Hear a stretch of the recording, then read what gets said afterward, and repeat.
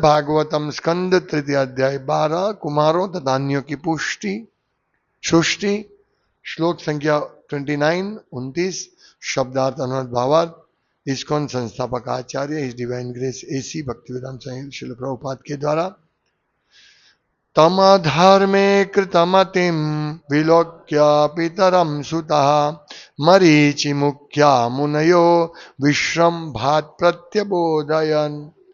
शब्दार्थ तम उस अधर्म में अनैतिकता में कृतमतिम ऐसे मन वाला विलोक्य देखकर पितरम पिता को सुतः पुत्रों ने मरीचि मुख्य मरीचि इत्यादि मुनयः मुनिगण विश्रम्भात आदर सहित प्रत्यबोधयन निवेदन किया। अनुवाद अपने पिता को अनैतिकता के कार्य में इस प्रकार मुग्ध पाकर मरीचि इत्यादि ब्रह्मा के सारे पुत्रों ने अतीव आदरपूर्वक यह कहा। तात्पर्य मरीचि जैसे ऋषि द्वारा अपने महान पिता के कार्यों के विरोध प्रकट करने में कोई त्रुटि नहीं थी। वे भली भांति जानते थे कि यद्यपि उनके पिता ने त्रुटि की है किंतु इस घटना के पीछे कोई ना कोई बड़ा कारण रहा होगा, अन्यथा इतना महान पुरुष ऐसी त्रुटि नहीं कर सकता था। हो सकता है कि ब्रह्मा जी अपने अधीनस्थों को स्त्रियों से व्यवहार करते समय मानव दुर्बलताओं के प्रति आगाह करना चाह रहे हों। आत्म साक्षात्कार के मार्ग पर चलने वाले पुरुषों के लिए यह सदैव अत्यंत घातक है। अतः ब्रह्मा जैसे महापुरुष जब त्रुटि करते हैं तब न तो उनकी उपेक्षा करनी चाहिए, नहीं मरीचि जैसे महर्षि उनके असामान्य आचरण के कारण उनके प्रति किसी प्रकार का अनादर प्रदर्शित कर सकते थे। ओम ज्ञानतिमिरान्धस्य ज्ञानंजन शलाकया चक्षुरुन्मीलितं येन तस्मै श्री गुरवे नमः। नाम श्रेष्ठम मनुमपि शचिपुत्रमत्र स्वरूपम रूपम तस्याग्रजामुरुपुरी माधुरीम गोष्ठपतिम राधा कुंडम गिरिवर महो राधिका माधवासम प्राप्तो यस्य प्रतितो कृपया श्री गुरुम तम नतोस्मि वंदेहम श्री गुरु श्रीयुतपद कमलम श्री गुरुन् वैष्णवांश्च श्री रूपम साग्रजातम सहगण रघुनाथान्वितं तम सजीवम साद्वैतम सावधूतम परिजन सहितम कृष्ण चैतन्य देवम श्री राधा कृष्ण पादान सहगण ललिता श्री विशाखान्वितम्श्च श्री कृष्ण चैतन्य प्रभु नित्यानंद श्री अद्वैत गदाधर शिवासादि गौर भक्त वृंद। हरे कृष्णा कृष्णा कृष्णा हरे हरे हरे राम राम राम हरे हरे। हरे कृष्णा। भगवत भक्ति की हमारी प्रगति में हमारी नौका जो ये भवसागर में अभी अलग डोलक होके भगवत धाम की ओर जा रही है, इस नौका का उपयोग करके हम जा रहे हैं भगवत धाम, लेकिन बहुत सारे विघ्न आते हैं, हमारे जन्म में आते हैं और विघ्न को पार भी हो जाते हैं। कभी कभी नौका में छेद हो जाते हैं तो हम डूब भी जाते हैं, लेकिन हमें संभालना है, बहुत सारी चीजें संभालनी है और इस भागवतम हमको बहुत मदद करते हैं। हम देखते एक घटना एक कथा हम लोगों को कितनी बड़ी शिक्षा देते हैं। और ये अभी चल रहा है, ब्रह्मा जी का ने अपने सृष्टि का सर्जन आगे बढ़ाते हैं, जिसमें कुमारों की उत्पत्ति, रुद्र की उत्पत्ति हमने देखी, फिर सप्तर्षि, 7 ऋषि, नारद जी की उत्पत्ति हमने देखा। इस सब उत्पन्न होने के बाद ब्रह्मा जी ने अपनी वाक नामक कन्या को उत्पन्न किया और कल के श्लोक में हमने देखा कि वाक, हे विदुर, हमने सुना है कि ब्रह्मा के वाक नाम की पुत्री थी जो उनके शरीर से उत्पन्न हुई थी, जिसने उनके मन को यौन की ओर आकृष्ट किया, ब्रह्मा जी को आकृष्ट किया और अपनी पुत्री के प्रति, यद्यपि वह उनके प्रति कामासक्त नहीं थी। देखिए कितनी बड़ी यहां ये कर रहे ब्रह्मा जी, अपनी पुत्री के प्रति आसक्त हो गए। जबकि वो पुत्री बिल्कुल कामासक्त नहीं थी। कितनी बड़ी गलती कर रहे ब्रह्मा जी। लेकिन नहीं, हमें वैष्णव निंदा नहीं करनी चाहिए। तो कैसे समझे सब चीज को? ब्रह्मा जी इतनी गलती कर रहे तो हमें क्या सीखना है, वो सब आज मैं बताऊंगा। भक्तिविनोद ठाकुर महाराज ने एक बहुत सुंदर निबंध लिखा है वैष्णव निंदा के बारे में। तो निंदा क्या है? क्या हमें ब्रह्मा जी की निंदा नहीं करनी चाहिए? ऐसी कभी घटना बनती है तो हमें क्या करना चाहिए?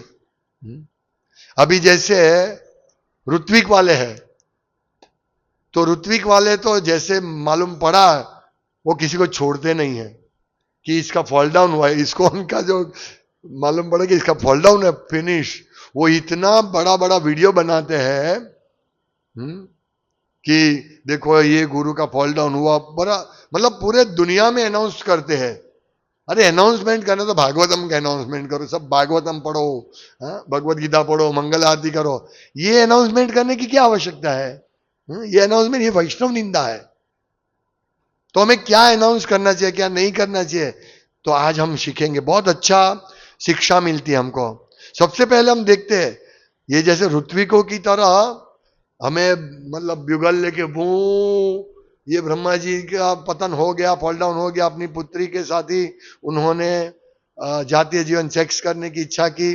नहीं, ये हम देखेंगे मरीचि आदि ऋषि किस प्रकार से इस चीज को टैकल करते हैं, ये हमें समझना है। कितनी शिक्षा मिलती है इसमें। एक तो पहले वैष्णव निंदा किसको बोलते वो समझना चाहिए, और इस प्रकार हम कामासक्त नहीं हो जाए वो भी देखना है। ब्रह्मा जी की तरह हमें किस प्रकार सिचुएशन को हैंडल करना है, छोटी छोटे हमारे जीवन में, वो सब शिक्षा लेनी है। क्योंकि हम सेवा करते हैं तो सेवा में बहुत सारे वैष्णव जुड़े रहते हैं। जैसे किसी को कोई सेवा में लीडर बना दिया तो अभी उसमें बहुत सारे वैष्णव जुड़े हुए हैं। अभी वो वैष्णव कोई गलती करता है तो किस प्रकार वो सिचुएशन के टैकल करना है। ऐसा नहीं मैं लीडर हूं इसलिए बोल दिया कैसा करते हो, सब सिचुएशन देखना चाहिए और कौन से भाव से वो वैष्णव को बोलना चाहिए। मतलब तुरंत, जैसे ऋत्विकवादियों की तरह उनको मालूम पड़ा कि ये अभी जो एक महाराज का फॉल डाउन हुआ है, तो ऋत्विकवादी को मालूम पड़ा, खलास, जिस क्षण उनको मालूम पड़ा इस क्षण वीडियो रिकॉर्डिंग कर दिया है? तो इस प्रकार से नहीं सोचना चाहिए क्या सिचुएशन है। क्या मैं इस प्रकार से रिएक्ट करूंगा तो वैष्णव अपराध बनेगा कि नहीं? हालांकि सब, जैसे यहां ब्रह्मा जी है तो ब्रह्मा जी के सामने गलत बोलना वो एक वैष्णव निंदा है। लेकिन इस स्थिति को हमें समझना चाहिए कि वैष्णव निंदा क्या है और क्या नहीं है, वो ध्यान से समझना चाहिए। वैष्णव निंदा ऐसा नहीं सब हमने बोल दिया वो वैष्णव निंदा हो गया, चुप रहने का, किसी को कुछ बोलने का नहीं। नहीं, यहां हमको सिखाते हैं वैष्णव निंदा नहीं है। जैसे ये जब सब मरीचि आदि ऋषि क्या करते हैं, देखिए, मरीचि मुख्या मुनयो विश्रम्भात प्रत्यबोधयन। विश्रम्भात मतलब आदर सहित प्रत्यबोधन उन्होंने ब्रह्मा जी को कहा, निवेदन किया, प्रत्यबोधन। तो ये महत्वपूर्ण है, विश्रम्भात, आदर सहित, ईर्षा से नहीं कि देखो ये इसका फॉल डाउन नहीं, आदर सहित। तो ये जो ऋत्विक लोग हैं, इस्कॉन की जो ऋत्विक, मैं समझाता हूं कि ऋत्विक एक्चुअली ऋत्विक वो होते हैं जो जब किसी का गुरु होता है और गुरु के स्थान पर जब दीक्षा देता है, गुरु होते हैं, जीवंत होते हैं और दीक्षा देते हैं, तो उसको ऋत्विक बोला जाता है। जो दीक्षा देने वाले को ऋत्विक, प्रभुपाद कहते हैं उसको ऋत्विक कहते हैं। और गुरु नहीं होते हैं, और ऋत्विक फिर गुरु कब बनता है, जब उनके गुरु नहीं होते हैं। जैसे प्रभुपाद के समय में ऐसा हुआ था कि प्रभुपाद के स्थान पर किसी और उनके शिष्य ने दीक्षा समारोह किया था, दीक्षा दी थी। प्रभुपाद की स्थिति ऐसी थी इसके लिए, तो वो ऋत्विक, लेकिन वो शिष्य जो होते हैं, गुरु वो प्रभुपाद के ही शिष्य होते हैं जब प्रभुपाद होते हैं तब। यानी हमारे भक्तिवेदांत स्वामी, हिज डिवाइन ग्रेस भक्तिवेदांत स्वामी प्रभुपाद के समय में जब उनके शिष्य ने किसी को दीक्षा दिया तो वो ऋत्विक कहलाता है। और जो दीक्षा जिनकी हुई वो शिष्य तो प्रभुपाद के ही कहलाते थे। जब प्रभुपाद नहीं होते तब वो ऋत्विक जब दीक्षा देते हैं तो वो गुरु बन जाता है, तब गुरु बनते। तो ऋत्विक ही है। लेकिन हमारी एक और इस्कॉन में से अलग हुए एक ऋत्विक लोग हैं जो प्रभुपाद नहीं है, फिर भी प्रभुपाद ऋत्विक बन के प्रभुपाद के नाम से वो दीक्षा दे रहे हैं कि हम गुरु नहीं, हम ऋत्विक है, हम प्रभुपाद के शिष्य आपको बना रहे हैं। ये प्रभुपाद ने नहीं कहा था, मतलब वो पहले से उल्टे हैं। अभी ये जो मैं बात बोल रहा हूं तो वो निंदा नहीं है, क्योंकि ये नॉलेज में ज्ञान दे रहा हूं। मैं कोई ऋत्विक का जो अभी अपसंप्रदाय है, इस्कॉन के से अलग हुआ, लोग इसको समझते इस्कॉन ही है, लेकिन वो ऋत्विक है, तो वो मैं उनकी निंदा नहीं कर रहा हूं, पर ये अंडरस्टैंडिंग दे रहा हूं कि ये वो लोग गलत है। ये समझने से हम सबको लाभ हो जाएगा, तो वैष्णव निंदा नहीं है।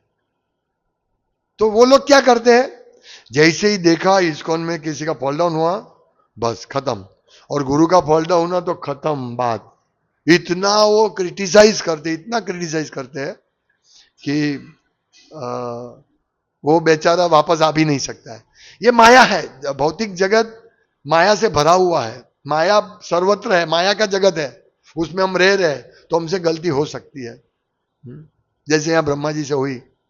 लेकिन हमें क्या शिक्षा लेनी है वो महत्वपूर्ण है। ऐसा नहीं कि ब्रह्मा की निंदा करो।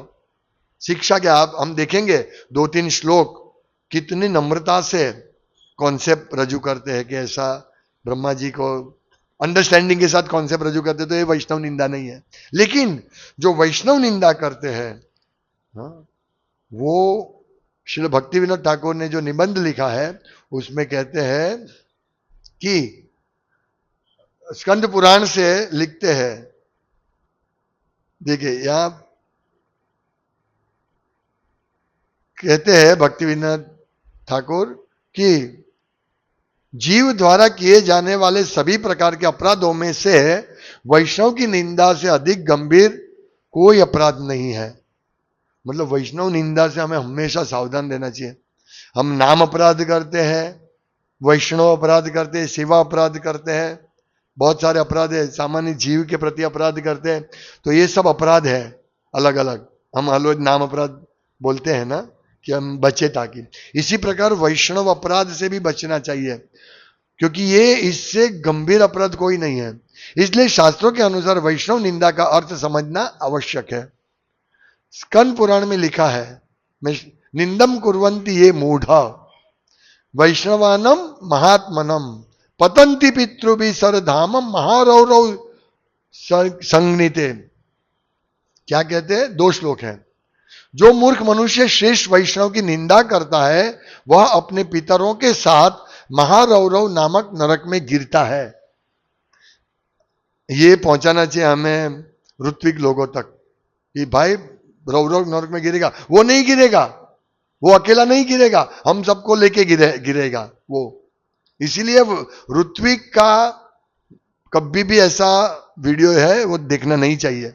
अगर देखना है तो हमें कौन सा भाव रखना चाहिए, अपने सीनियर भक्तों से, गुरु से पूछना चाहिए कि मैं देख रहा हूं क्या भाव रखना चाहिए। नहीं तो क्या है कि वो जो सुनता है वो महारौरव निंदा करते हैं, और जो सुनता है वो महारौरव नरक में अकेला नहीं जाता है, अपने पितरों के साथ जाता है। अभी श्राद्ध आएगा तो हम श्राद्ध करते हैं पितरों का उद्धार करने के लिए, है? लेकिन यहां तो पूरे पितरों को आओ आओ हम सब नरक जाते हैं। वैष्णव निंदा इतनी डेंजरस है। तो इसका मतलब ये नहीं है कि हमें किसी ने वैष्णव ने गलती किया तो हमें उनको सुधारना के नहीं है, नहीं, उसकी चर्चा कर सकते हम, लेकिन वो सिखाते हैं किस प्रकार चर्चा करनी चाहिए। नहीं तो हम नरक में गिरेंगे। अगर समझे बिना हमने टैकल किया वो चीज को तो समझो हम महारौरव नरक में अपने पिता, दादा, नाना सबको लेके गिरेंगे। इसीलिए ध्यान रखना है। तो वो निंदा क्या है, फर्स्ट वैष्णव को मारता है, दूसरा उसकी निंदा करता है, उसके प्रति द्वेष रखता है, उसे देखकर उसका उचित अभिवादन नहीं करता, उस पर क्रोध करता है या उसे देखकर प्रसन्नता अनुभव नहीं करता, वह इन 6 प्रकार के दुराचरण के फलस्वरूप अवश्य पतित हो जाता है। साधु सावधान, ये भक्ति इसीलिए बोलते हैं भक्ति सुरस्य धारा। ये तलवार, ये अस्त्र की धार पर कितनी तेज होती है, ऐसी भक्ति कोई साधारण नहीं है, बहुत हमको शिक्षा लेनी है। इसीलिए मैंने बोला ना आज कि भागवतम क्लास हमको अटेंड करना चाहिए, ये सब शिक्षा के लिए।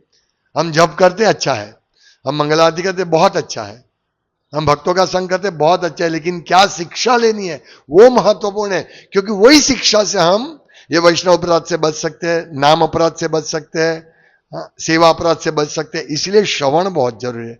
श्रवणम कीर्तनम, पहला अंग है श्रवण। श्रवण कीर्तन बहुत आवश्यक है। इसलिए हम लोगों को ये भागवतम क्लास अटेंड करना चाहिए। नहीं तो हम चले जाएंगे, क्या हुआ, निंदा करना सीखेंगे, मतलब कैसे वैष्णव का अपराध करते हैं तो कैसे टैकल करना चाहिए, किस प्रकार से उस परिस्थिति को संभालना चाहिए, वो हमें नहीं आएगा।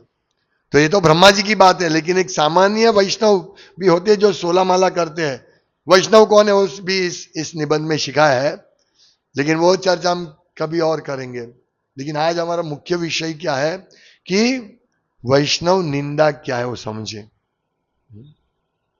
तो एक छोटे से वैष्णव के प्रति भी अपराध किया, वो भी प्रॉब्लमेटिक है, वो भी हमको महारौरव नरक में डाल सकता है।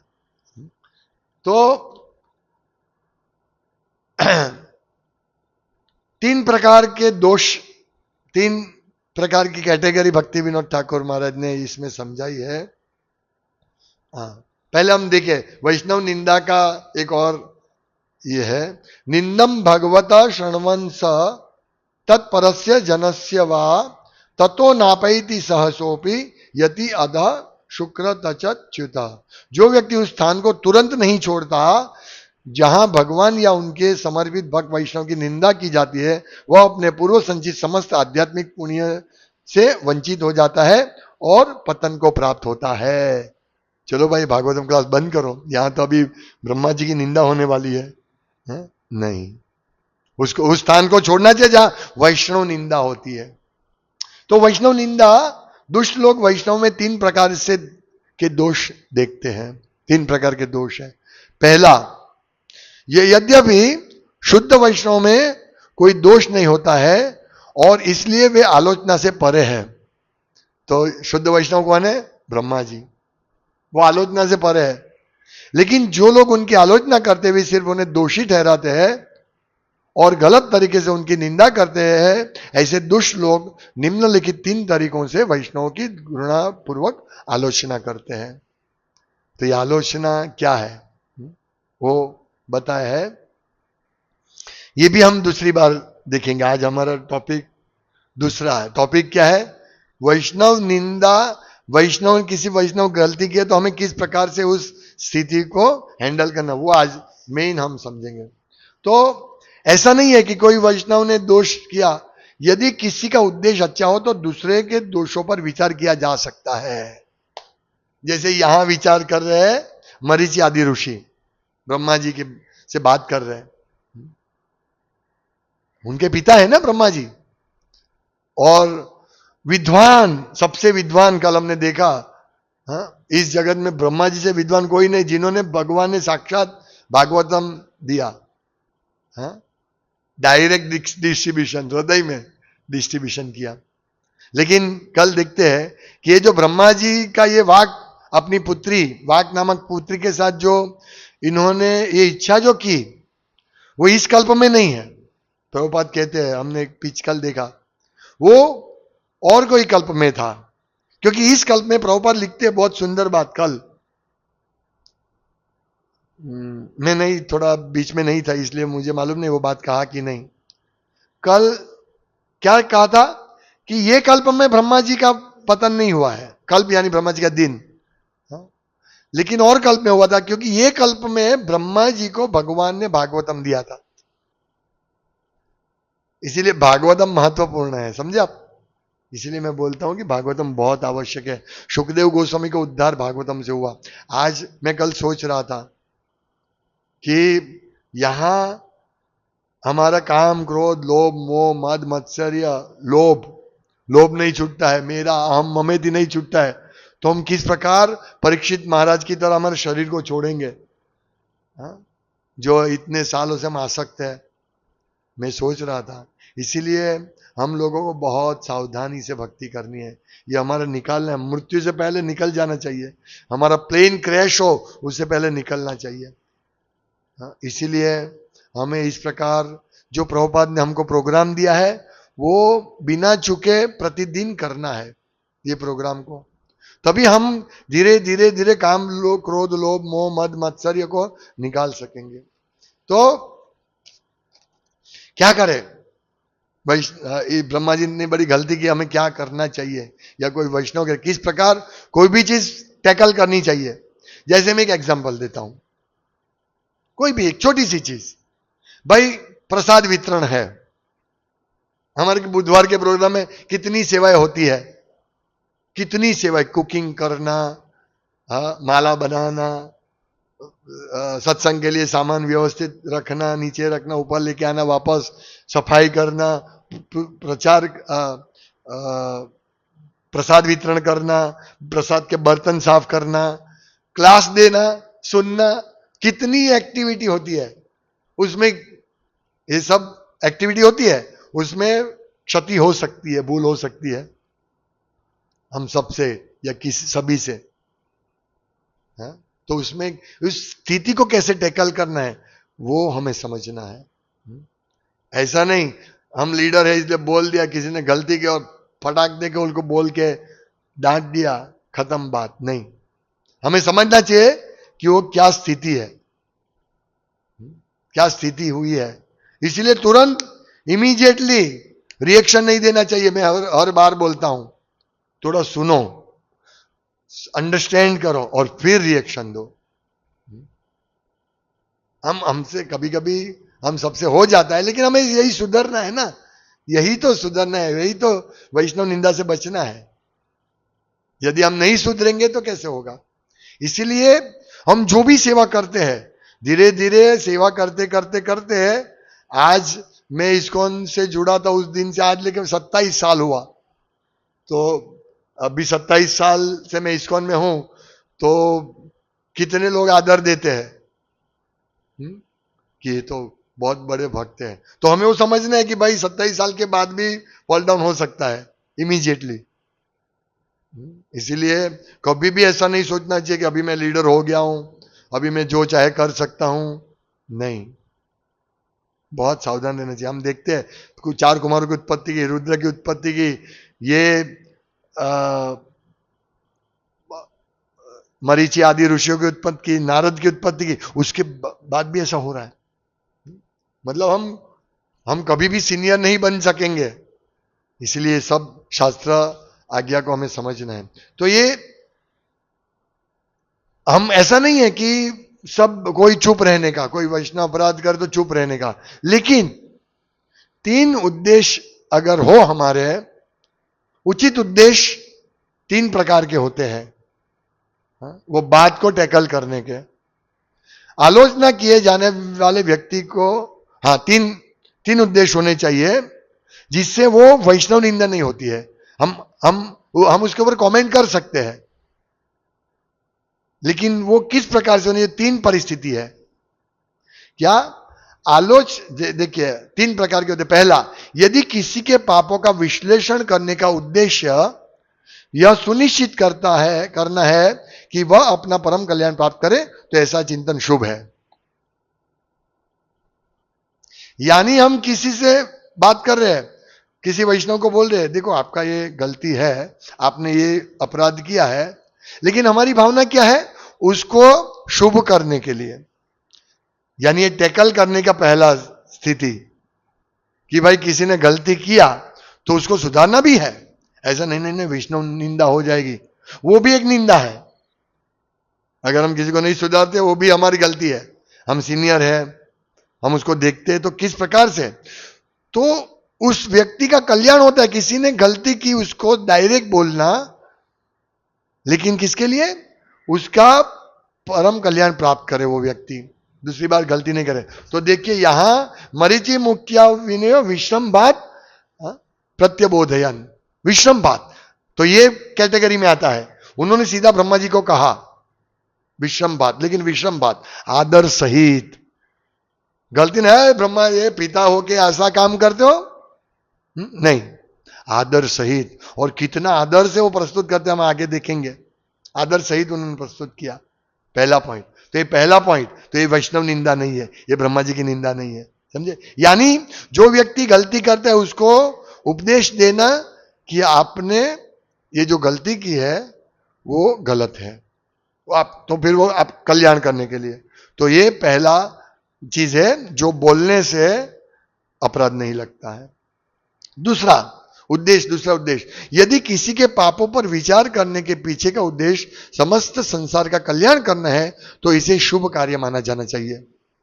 दूसरा क्या है, अभी वो व्यक्ति नहीं है लेकिन हम चर्चा करते हैं, जैसे अभी एक महाराज का फॉल डाउन हुआ तो हम चर्चा करते हैं। तो क्या है चर्चा, जिससे समस्त संसार का कल्याण हो सकता है। कि देखो यहां हम कर रहे, हम ब्रह्मा जी की बात करें तो हमको भी निंदा नहीं है, क्योंकि हम समस्त कल्याण के लिए बात कर रहे हैं, समस्त विश्व के कल्याण के लिए बात कर रहे हैं, तो ये निंदा नहीं है, समझे। और तीसरा क्या है, यदि ऐसा चिंतन अपने आध्यात्मिक कल्याण के लिए किया जाए तो वह भी शुभ है, ऐसे चिंतन में कोई दोष नहीं है। तो तीसरा क्या है, अपने कल्याण के लिए।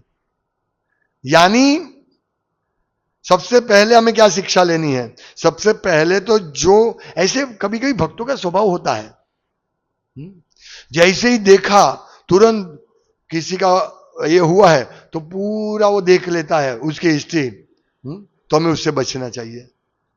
ये तो ऐसा ही था, उसका फॉल डाउन निश्चित ही था, नहीं। हमें क्या शिक्षा लेनी है, उनका फॉल डाउन और क्यों हुआ, क्योंकि उनका स्त्री के संग हुआ। क्यों स्त्री के साथ संग हुआ, क्योंकि उन्होंने वो नियम का पालन नहीं किया। तो ये हमें सीखना है, हमें नियम का पालन करना है, समझे आप। तो ये वैष्णव निंदा नहीं है। तो ये तो सबसे पहले तो ऐसे जो निंदा करते हैं, ऐसे स्वभाव होते हैं, उनसे दूर हो जाओ, वो स्थान छोड़ दो। लिखा है ना, सॉरी प्रभु आप ये बात मत कीजिए, मैं उसका ये नहीं हूं। हाँ, हमें वो बात करते हैं तो उनको समझाना चाहिए, वो नहीं समझे और निंदा चालू ही रखे, प्रभु सॉरी मैं आपसे बात नहीं करूंगा, नहीं तो हम महारौरव नरक गिरेंगे अपने सब पूर्वजों के साथ। हाँ? लेकिन वो टॉपिक है और डिस्कस करना है तो सीनियर भक्तों के साथ मिलकर वो डिस्कस कर, प्रभु ये ऐसा हुआ तो क्या करें, तो ये विश्व के कल्याण के लिए है। हाँ? यानी बात कर सकते हैं, ऐसा नहीं है चुप रहना है, बात कर सकते हैं, लेकिन 3 उद्देश्य के साथ बात करना है, तभी हमारा परम कल्याण होगा। हम वो शिक्षा हम यहां देखेंगे। तो यहां कितनी शिक्षा मिल रही है। पहली ब्रह्मा जी की तरह हमें, ब्रह्मा जी तो जो है वो शुद्ध भक्त है ब्रह्मा जी। वो हो सकता है हमारे यहां प्रभुपाद कहते हैं ना कि ब्रह्मा जी, हो सकता है कि ब्रह्मा जी अपने अधीनस्थों को स्त्रियों से व्यवहार करते समय मानव दुर्बलता के प्रति आगाह करना चाह रहे हो, वो हमको वार्न करना चाहते हो ब्रह्मा जी। इसी प्रकार कोई वैष्णव, बड़े वैष्णव का फॉल डाउन होता है तो हमें वार्न हो जाना चाहिए कि हमारा फॉल डाउन ऐसा नहीं होना चाहिए। उनकी क्या गलती है वो देखो, उन्होंने क्या गलती की।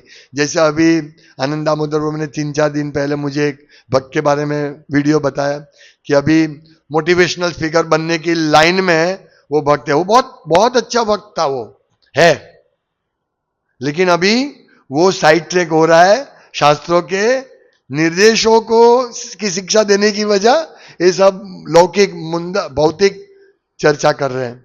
तो मैंने तुरंत बोला ये फॉल डाउन है, हमें दूर रहना है, ऐसे लोगों से दूर करना है। जैसे विश्वनाथ चक्रवर्ती ठाकुर कोई आचार्य कहते हैं कि यदि कोई वैष्णव है और इस प्रकार से लगा हुआ है तो उनको, हम वैष्णव होने के नाते हमको उनको प्रणाम करना है, लेकिन उनका संग नहीं करना है। आप समझ रहे, ये सब शिक्षा हमको लेनी है। तो सबसे पहले ये शिक्षा कि ऋत्विकवादी का वीडियो बंद करो देखना, और ऐसा वीडियो घूमता है उसको बंद करो, अपने सीनियर भक्तों को पूछो, गुरु को पूछो, फिर वो चर्चा करो। भाई हमारे हृदय में भी है काम को लोभ मोह, कब फटेगा कब हमारा फॉल डाउन हो सकता है हमको मालूम नहीं, इसीलिए हिसाब से हम सबको ध्यान रखना है। हरे कृष्णा। हाँ, यह लिखते हैं एक लास्ट पॉइंट कि मरीचि जैसे महर्षि उनके असामान्य आचरण के कारण उनके प्रति किसी प्रकार का अनादर प्रदर्शित कर सकते थे, लेकिन उन्होंने नहीं किया। तो पूर्ण आदर के साथ उन्होंने ब्रह्मा जी को प्रस्तुत किया। हरे कृष्णा। श्रीमद् भागवतम की जय। श्रील प्रभुपाद की जय। वांछा कल्पतरुभ्यश्च कृपा सिंधुभ्येव च पतितानां पावनेभ्यो वैष्णवेभ्यो नमो नमः।